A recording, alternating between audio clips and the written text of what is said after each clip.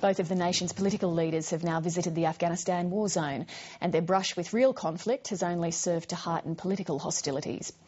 Tony Abbott's accused the Prime Minister of an act of low bastardry for confirming to the media that he rejected her offer of a bipartisan visit to the troops. Another senior Liberal has tonight referred to the same episode as back alley bitchiness. But it looks like the bitter division that's characterised post-election politics is doing neither side any favours with voters. Dana Robertson reports from Canberra. Somewhere between Afghanistan and Australia, Tony Abbott learned to bite his tongue. Mr Abbott, how was the trip? Look, now's not the time to say anything. If you want me to say something, I'll do it later in the day, OK? And on the bastardry comment, sir? Not at the moment.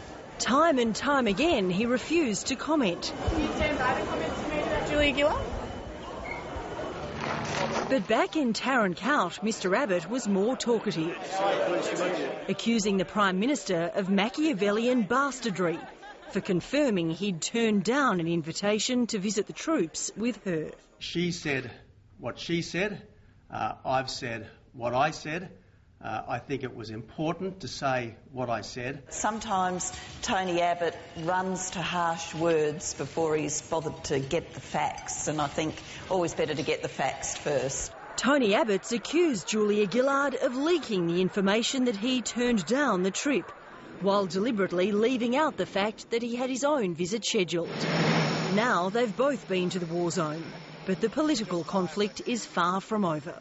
I won't cop any suggestion that I am uninterested in the welfare of our troops or indifferent to the success of their mission. I just won't cop that. Neither I nor my office were the source of the information, so I think Tony's colourful phrase, not warranted, and probably best before you use such harsh language to find out what the facts are. But her words have gone unnoticed in opposition ranks. Trying to create the impression that Tony Abbott didn't want to visit the diggers in the field was not just an act of political bastardry, but also back alley bitchiness from a person who is betraying all the signs of someone who is not fit to be Prime Minister of Australia. But it seems voters disagree. After finally seizing the top job in her own right, Julia Gillard has pulled away from Tony Abbott as preferred Prime Minister. But as the news poll to be published tomorrow shows, she hasn't managed to bring her party's fortunes along with her. The highly charged post-election political landscape doesn't appear to be doing either side any favours.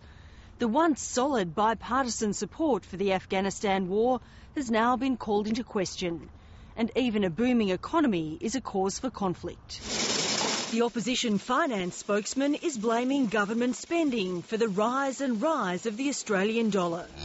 Senior economists acknowledge that the exchange rate is hurting farmers and manufacturers, but say the dollar's race to parity is out of the hands of the government. It's not a big factor in the strength of the dollar. Other things equal, yes, it does have an impact on interest rates and it has an impact on the Australian dollar, but it's not a terribly big factor.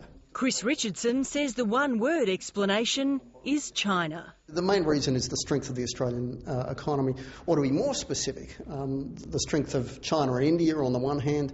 That means the world's paying us really big money for our exports. But also the weakness of places like US, Europe, Japan.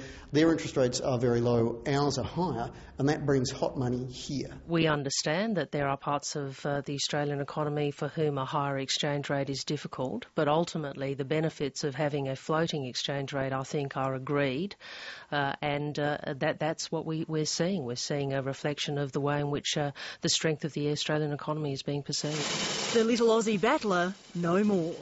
Dana Robertson, Lateline.